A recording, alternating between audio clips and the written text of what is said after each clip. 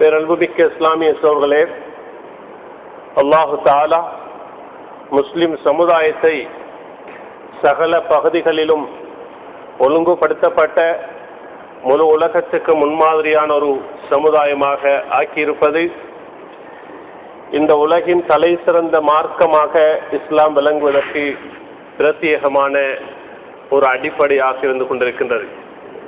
அந்த அடிப்படையில் இஸ்லாத்தில் பொருளாதார திட்டம் அல்லாஹு தஆலாவினால் மிக சிறந்த முறையிலே திட்டமிட்டு தரப்பட்டிருக்கிறது.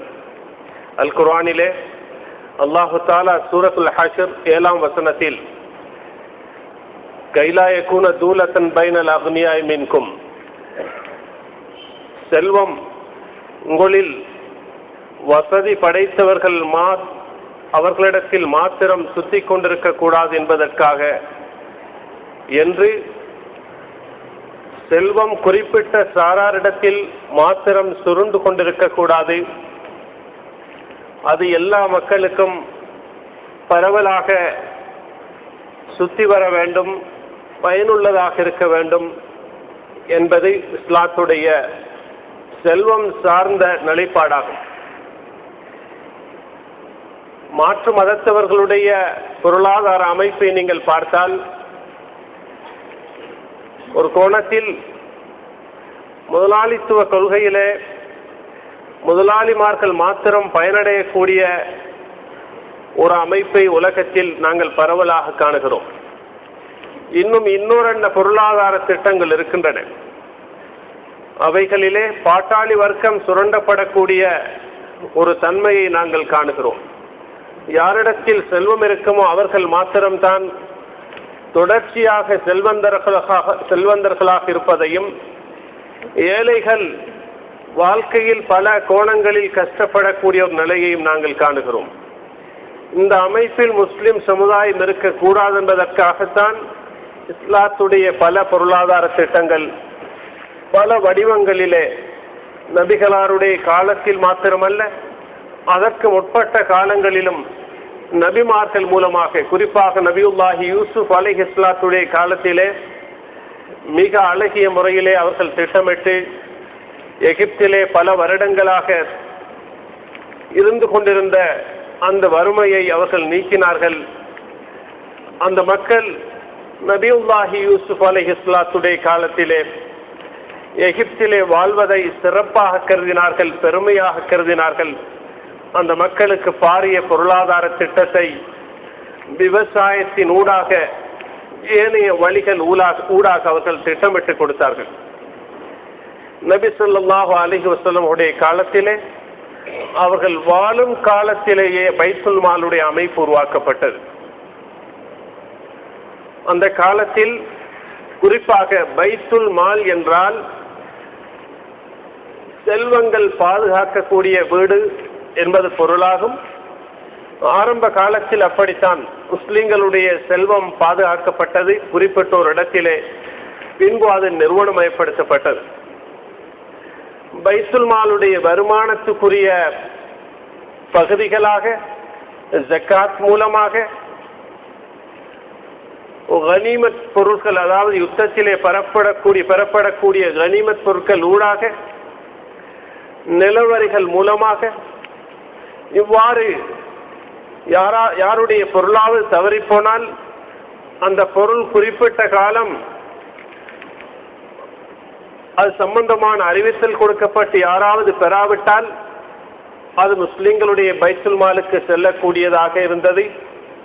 இவ்வாறு ஜக்காத் சதகாவுடைய அந்த வழிகள் மூலமாக அதிகமான அந்த பைத்துல் மாலுடைய செல்வம் வந்து குவியக்கூடியதாக இருந்தது.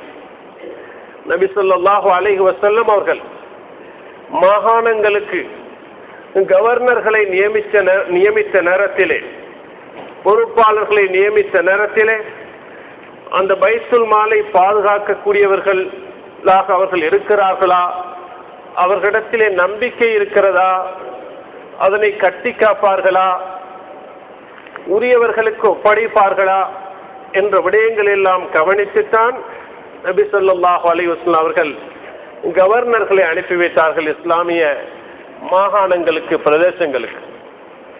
இது நபி அவர்கள் இபாதத்துகளுடைய குறிப்பிட்ட பகுதிகளை மாத்திரம் சொல்லிக் கொடுக்காமல், ஒரு மனிதனுடைய வயிற்று பசி, அவன் உடுக்கக்கூடிய ஆடைகள், அவன் குடியிருக்கக்கூடிய வீடு, அவனுடைய வாழ்க்கையுடைய இன்னொரு தேவைகள் இந்த உலகத்தில் அவன் வாழும் காலத்திலே மிக முக்கியமான இடத்தை வகிக்கும். சில நேரம் ஒரு மனிதன் வறுமையில் இருக்கும் பொழுது அவன் மதம் மாறக்கூடிய ஒரு நிலைக்கு கூட அவன் மாறுவான். அதன் காரணமாகத்தான் நபி அவர்கள் பிரார்த்திக்கும் பொழுது அல்லாஹும்ம இன்னா நஊது பிக மினல் குஃப்ரி வல் ஃபக்ரி வ அஸாபில் கபர், யா அல்லாஹ், இறை நிராகரிப்பிலிருந்தும் முதுமையிலிருந்தும் கபருடைய வேதனையிலிருந்தும் நாம் பாதுகாப்பு தேடுகிறோம் என்று அவர்கள் பிரார்த்திக்கக்கூடிய முறையை அல்லாஹும்ம இன்னி அஊது பிக, நான் பாதுகாப்பு தேடுகிறேன் என்று நபி அவர்கள் அவர்களுக்கு பாதுகாப்பு தேடினார்கள். தனது சமுதாயத்துக்கு அந்த முறைகளை படித்து கொடுத்தார்கள். அல்லாஹும்ம அஹ்யினி மிஸ்கீனன் வ அமித்னி மிஸ்கீனா, யா அல்லாஹ், என்னை மிஸ்கீனாகவே வாழ வைத்து மிஸ்கீனாகவே மரணிக்க செய்வாயாக. அதாவது வாழ்க்கையிலே ஒரு மனிதன் உச்ச நிலையில் உள்ள செல்வமும் அவனுக்கு சோதனையாக அமையலாம், கடுமையான வறுமையும் அவனுடைய ஈமானை பாதிக்கக்கூடிய ஒரு நிலைக்கு வரலாம். இதற்கு இடைப்பட்ட வாழ்க்கையை நபி அவர்கள் அதன்படி வாழ வைக்கும்படியாக அல்லாஹ்விடத்தில் பிரார்த்தித்தார்கள். மரணிக்கும் பொழுதும் அதே நிலையிலே மரணிக்க வைக்கும்படியாக அல்லாஹ்விடத்தில் பிரார்த்தித்தார்கள். இந்த அடிப்படையிலே சமுதாயத்திலே வறுமைகள் உருவாகாமல் இருப்பதற்கு, எல்லோரிடத்திலும் அந்த செல்வம் மாறி மாறி வருவதற்குரிய வழிவகைகளை நாங்கள் சிந்திக்க வேண்டும். அல் குலஃபாஉர் ராஷிதூன்கள் என்று சொல்லப்பட்ட அந்த நேர்வழி பெற்ற கலீஃபாக்களுடைய காலத்திலும் அந்த பைத்துல் மாலுடைய அமைப்பு பாதுகாக்கப்பட்டது, வளர்க்கப்பட்டது. உஸ்மான் பின் அஃபான் ரலியல்லாஹு அன்ஹு அவர்கள், அபூபக்கர் சித்தீக் ரலியல்லாஹு அன்ஹு அவர்கள் கலீஃபாவாக இருந்த காலத்திலே அவர்கள் பைத்துல் மாலுக்கு தாராளமாக செலவழித்திருக்கிறார்கள். அப்துர் ரஹ்மான் பின் அவுஃப் ரலியல்லாஹு அன்ஹு அவர்கள், உமர் இப்னு கத்தாப் ரலியல்லாஹு அன்ஹு அவர்கள் கலீஃபாவாக இருந்த நேரத்திலே பைத்துல் மாலுக்கு தாராளமாக செலவழித்திருக்கிறார்கள். அவர்கள் அதற்கு முற்பாடும் அதற்கு பிற்பாடும் செலவழித்தது உண்மை. ஆனால் பைத்துல் மாலை கட்டியெழுப்ப வேண்டும் என்பதற்காக இந்த குறிப்பான செல்வந்தர்கள் செய்த பங்களிப்பு மிகவும் காத்திரமானது.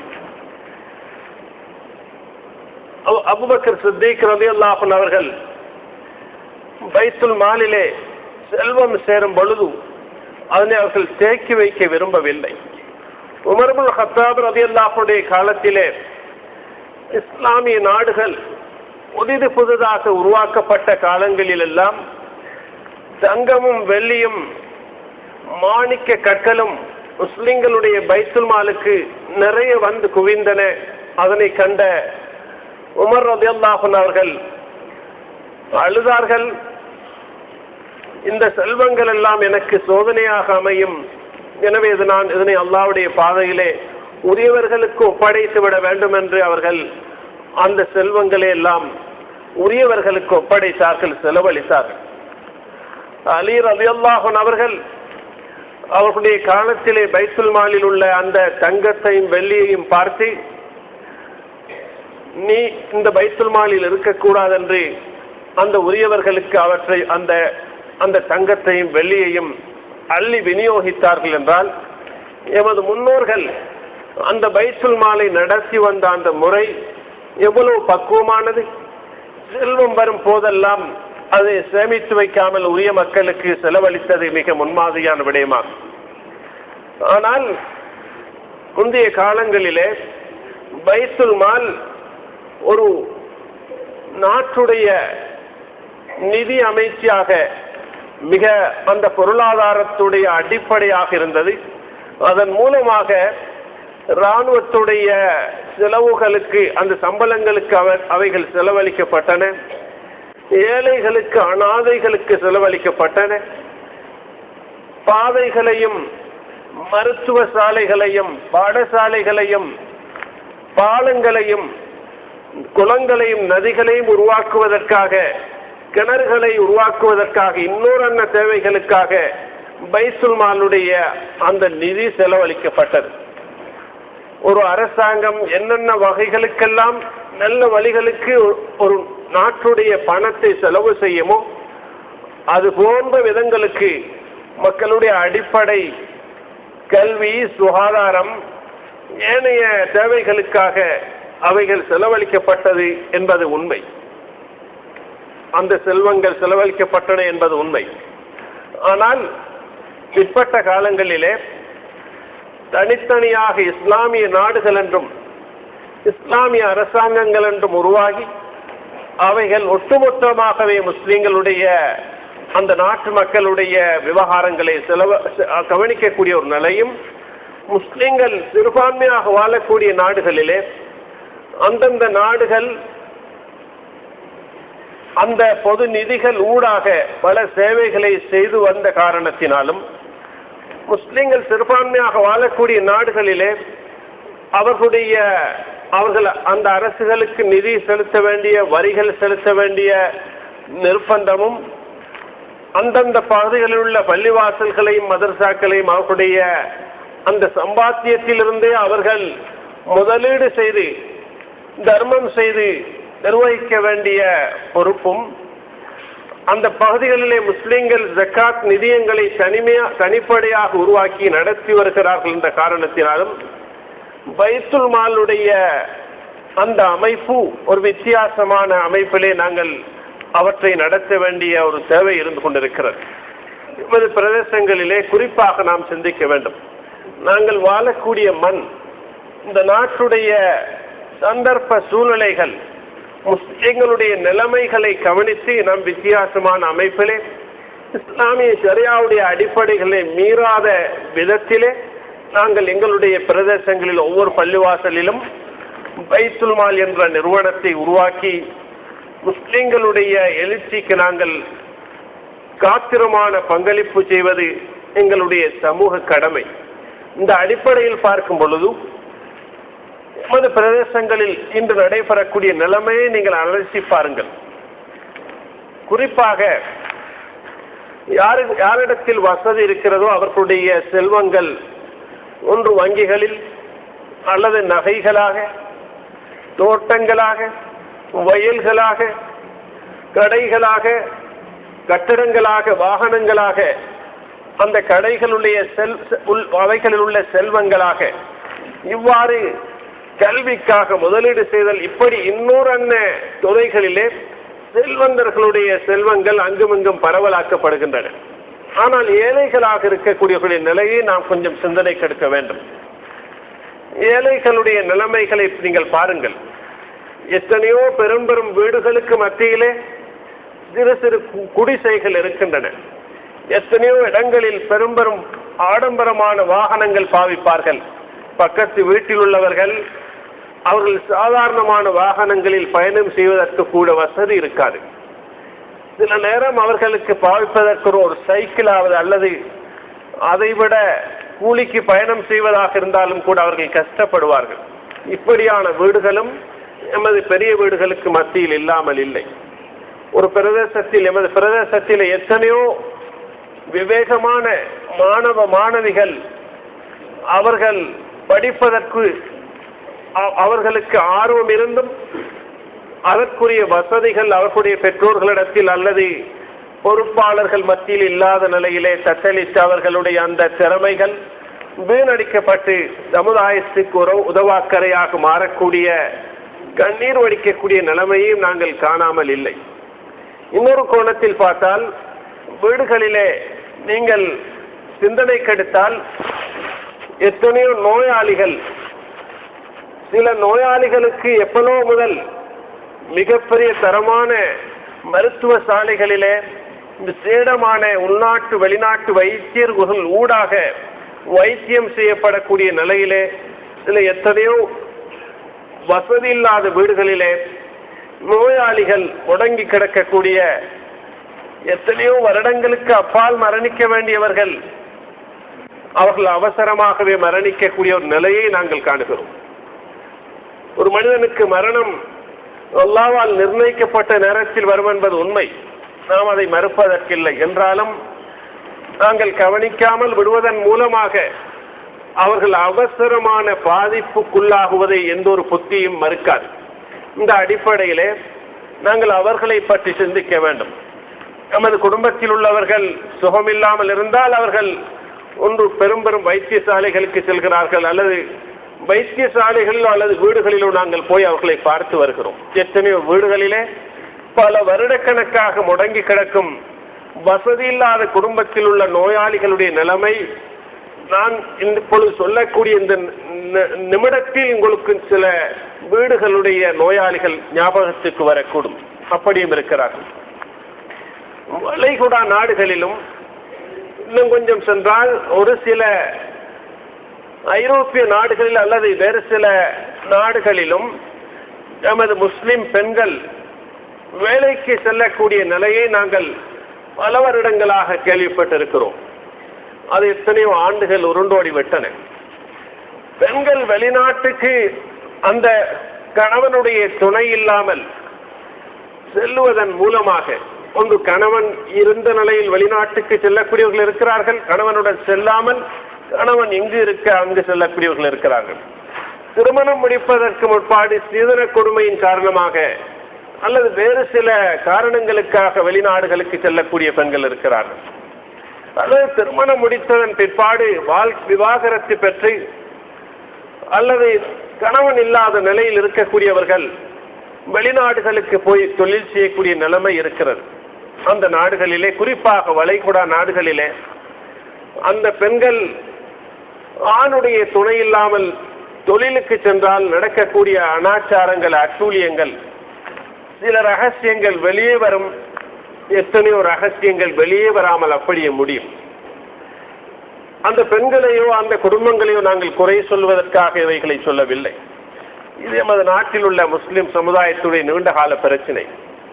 அல்லாஹு தஆலா மதுபானத்தை குடிக்க வேண்டாம் என்று சொல்லிவிட்டு உலகத்தில் வேறு எந்த குடிபானத்தையும் வைக்காமல் மதுபானத்தை குடிக்க வேண்டாம் என்று சொல்லவில்லை.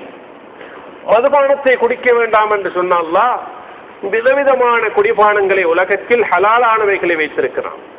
நீங்கள் விபசாரம் செய்யாதீர்கள் என்று அல்லாஹ் சொல்லிவிட்டு மாற்று வழியை வைக்காமல் இல்லை, ஹலாலான திருமணம் செய்வதற்கு வழியை ஏற்படுத்தி இருக்கிறான்.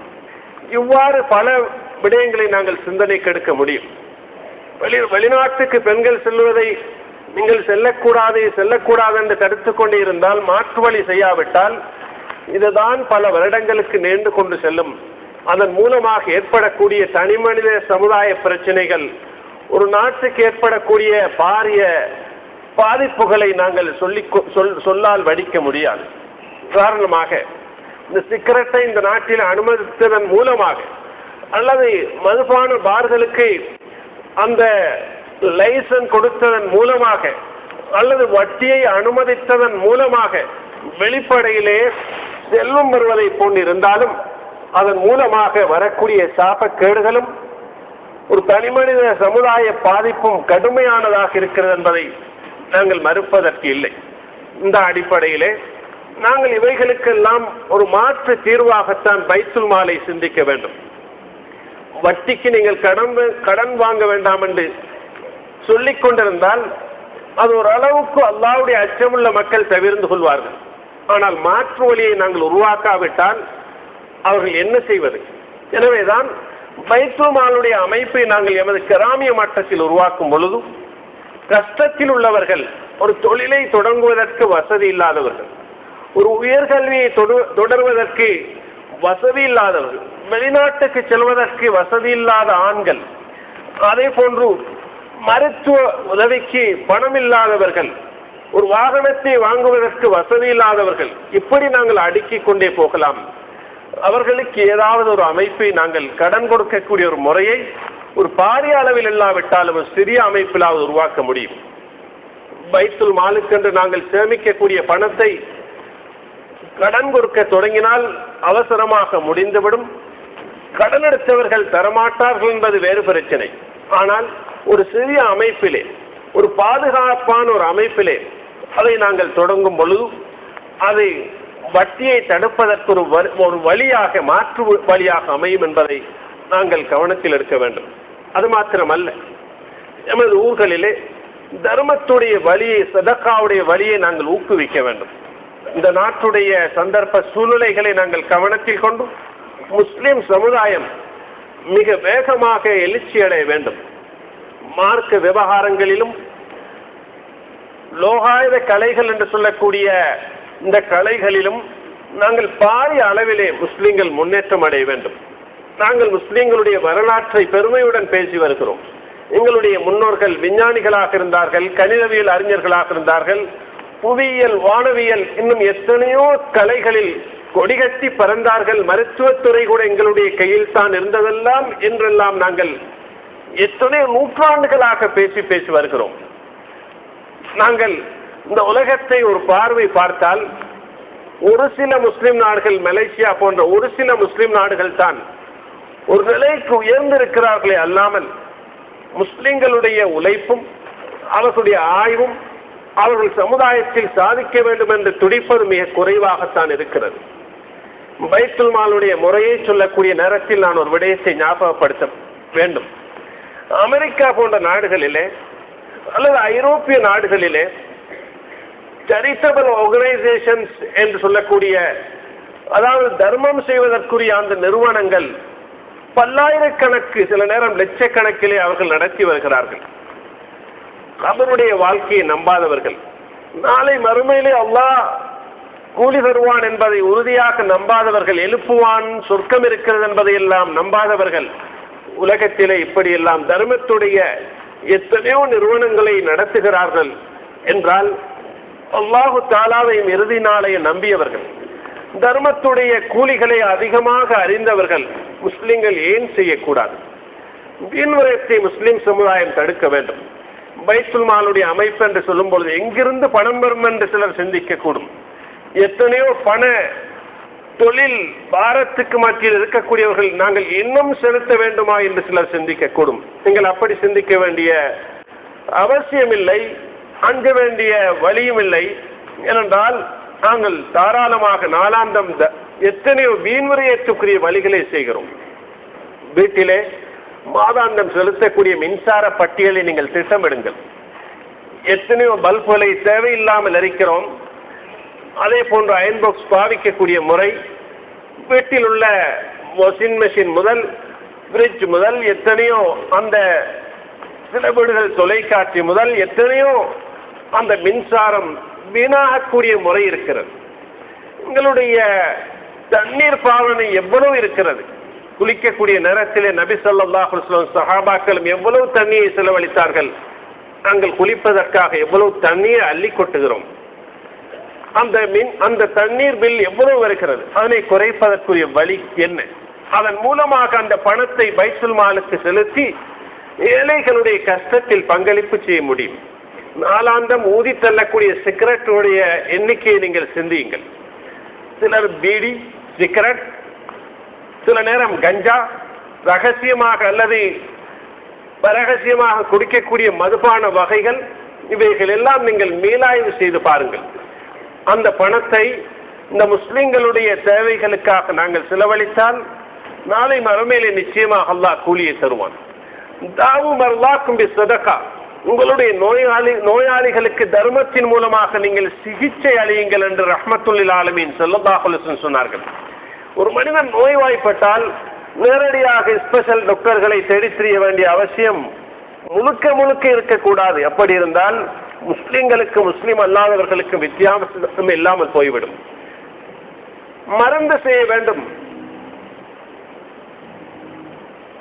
இன்னல்லாஹ அன்ஸல அத்-தா வத்-தவா, அல்லாஹு தஆலா நோயை மருந்தை இறக்கினான். வஜஅல லக்கும் தாஅன் வதவாஅன், உங்களுக்கு நோயை மருந்தையும் ஆக்கினான்.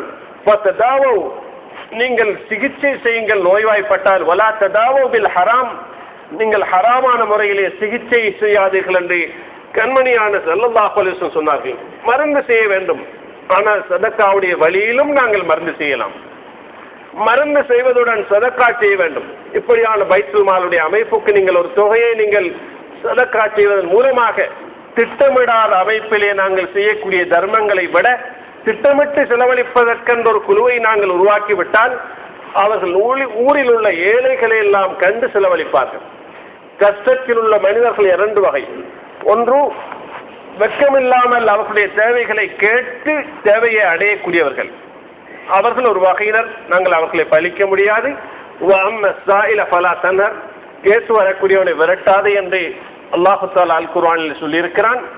சஹாபாக்களும் ஸல்லல்லாஹு அலைஹி வஸல்லம் அவர்களும் தர்மம் செய்ததை நீங்கள் படித்து பார்த்தால் மிகப்பெரிய கோடீஸ்வரர்களாக இருந்து கொண்டு அவர்கள் தர்மம் செய்யவில்லை. கஷ்டத்தில் இருந்த நிலையில் தான் தர்மம் செய்தார்கள். அதற்குரிய கூலி மிக அதிகமானதாகும். ஆனால் இன்னொரு சாரார் இருப்பார்கள், அவர்களுக்கு கஷ்டம் இருக்கும், ஆனால் கேட்பதற்கு வெட்கமடைவார்கள். பத்தினித்தனத்தின் காரணமாக, சுய கௌரவத்தின் காரணமாக தெரியாதவர்கள் நினைப்பார்கள் அவர்கள் பணக்காரர்கள் என்று. ஆனால் அவர்கள் பணக்காரர்கள் அல்ல. காணிகள் இருக்கும், தோட்டங்கள் இருக்கும், வாகனங்கள் இருக்கும், ஆனால் அண்டைய செலவுக்கு வசதி இல்லாமல் சிலர் இருப்பார்கள், அவர்கள் ஏழைகள். ஜகாத் வாங்கக்கூடிய கூட்டத்திலே ஒரு பணக்காரன் ஒரு பயணத்தில் இருக்கும் பொழுது பயணத்தை முடிப்பதற்கு வசதி இல்லாவிட்டால் அவனுக்கு ஜகாத் வாங்கலாம் என்று இஸ்லாம் சட்டம் சொல்லியிருக்கிறது. எனவேதான் அப்படியான கஷ்டத்தில் உள்ளவர்களும் இருப்பார்கள். பைத்துல் மாலுடைய அமைப்பு வரும் பொழுது அவர்கள் செல்வத்தை வசூல் செய்வார்கள், உரிய முறையில் விநியோகிப்பார்கள். எனவே வீண்விரயத்தை நாங்கள் தவிர்க்கும் பொழுது நாங்கள் இப்படியான பைத்துல் மால் போன்ற நிறுவனங்களுக்கு நாங்கள் தாராளமாக கொடுக்க முடியும். மஸலுல்லதீன யுன்ஃபிகூன அம்வாலஹும் ஃபீ ஸபீலில்லாஹ் கமஸலி ஹப்பத்தின் அம்பத்தத் ஸபஅ ஸனாபில் ஃபீ குல்லி சும்புலத்தின் மியத்து ஹப்பா வல்லாஹு யுதாயிஃபு லிமன் யஷா. அல்லாஹ்வுடைய பாதையிலே செலவழிக்கக்கூடிய மக்களுக்குள்ள உதாரணம் ஒரு வித்தை போன்றது. அந்த வித்தின் மூலமாக அல்லாஹு தஆலா 7 நெற்கதிர்களை உருவாக்குகிறான். ஒவ்வொரு கதிரிலும் 100 விதைகள் இருக்கின்றன. ஆக மொத்தமாக ஒரு விதைக்கு 700 விதைகளை அல்லாஹ் கொடுக்கிறான். அல்லாஹ் நாடியோருக்கு அதை விட அதிகமாகவும் கொடுப்பான். அல்லாஹ்வுடைய பாதையில் ரூபாவை செலவழித்தால் 700 அல்ல, அதை விடவும் அதிகமாக கொடுப்பான். இந்த உலகத்தில் எத்தனையோ வர இருக்கக்கூடிய முசீபத்துகளை தர்மத்தின் மூலமாக தடுப்பான் என்று நாங்கள் கேள்விப்பட்டிருக்கிறோம். இந்த அடிப்படையிலே தர்மம் செய்வதை நாங்கள் பழக வேண்டும் சகோதரர்களே. பள்ளிவாசலுக்கு வரும்போது நாங்கள் அல்லாஹ்வுடைய மாளிகைக்கு செல்கிறோம்.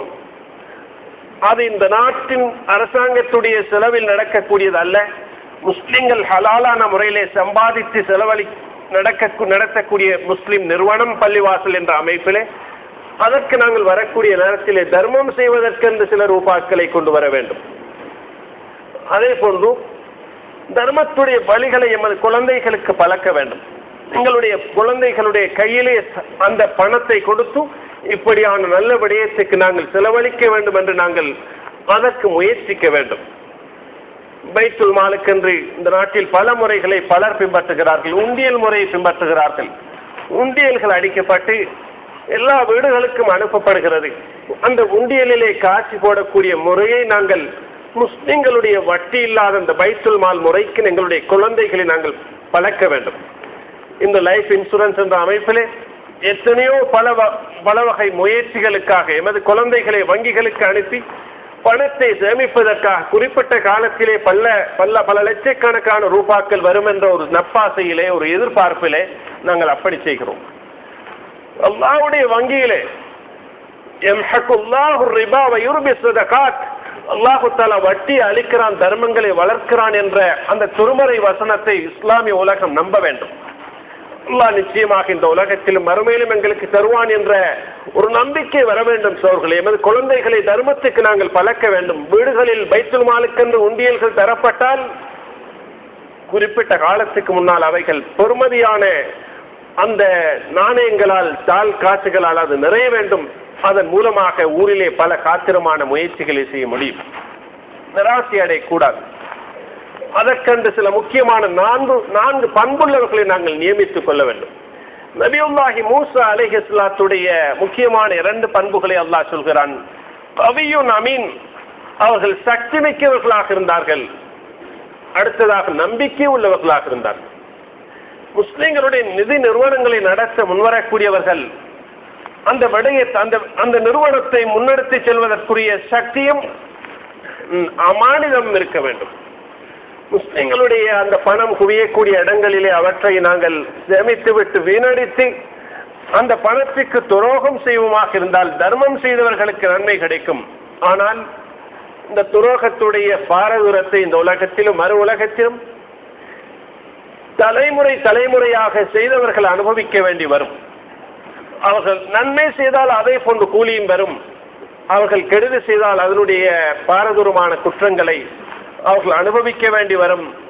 எனவேதான் மூசா அலைஹிஸ்ஸலாத்துடைய பண்பிலே அங்கு அவர்களுக்கு சக்தி இருந்தது, நம்பிக்கை இருந்தது என்று சொல்லப்பட்டிருக்கிறது.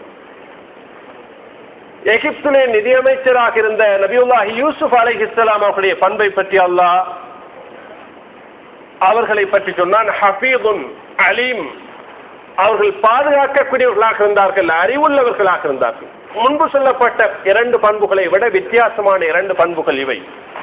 ஒரு நிதி நிறுவனம் என்று வரும்பொழுது இந்த 4 பண்புகளும் இருக்க வேண்டும். சக்தி இருக்க வேண்டும், அமானிதம் பேண வேண்டும், மூன்றாவதாக கட்டி காக்க வேண்டும், பாதுகாக்க வேண்டும், முஸ்லிம்களுடைய பணம் என்று கட்டி காக்க வேண்டும், அடுத்ததாக அறிவு இருக்க வேண்டும். அதை எப்படி திட்டமிடுவது, எப்படி வசூல் பண்ணுவது, எப்படி அதை கணக்குகளை சரியான முறையில் அமைப்பது, அந்த ஊரில் உள்ள பொருளாதார பிரச்சனைகளை இனங்கண்டு அவர்களுக்கு அதனை கொடுப்பது, இப்படி பல விடயங்களை திட்டமிடக்கூடிய அறிவுள்ளவர்களை நாங்கள் நியமிக்க வேண்டும். அவர்கள் நிச்சயமாக ஒரு சமுதாயத்தில் ஒரு சாரார் நிச்சயமாக முன்வர வேண்டும். இப்படியான வேலைகளை செய்தாக வேண்டும். இந்த நாட்டுடைய சந்தர்ப்ப சூழ்நிலையிலே இது முஸ்லிம் சமுதாயத்துக்கு கட்டாயம் தேவையானது. எமது இந்த பிரதேசத்திலும் அந்த பைத்துல் மாலுடைய அமைப்பை உருவாக்குவதற்கு சிலர் முயற்சிக்கிறார்கள். நீங்கள் தனிப்பட்ட குரோதங்கள் அல்லது சில சுய நலன்களை கருத்தில் கொண்டு தடுக்காமல் அதனை தூண்டிவிடுங்கள். நிச்சயமாக யார் ஆரம்பித்தாலும் அல்லாஹு தஆலா ஒரு நல்ல விடயத்தை அவன் வளரச் செய்வான். அதன் மூலமாக பிரதேசத்திலே பாரிய சமுதாய எழுச்சிக்கான கல்வி, கலாச்சார, பண்பாட்டு, அரசியல், இன்னொரு முஸ்லிம்களுடைய நாகரிகம் பல விவகாரங்களிலும் இந்த பிரதேசத்து மக்கள் மேலோங்குவதற்கு அது அஸ்திவாரமாக இருக்கும்.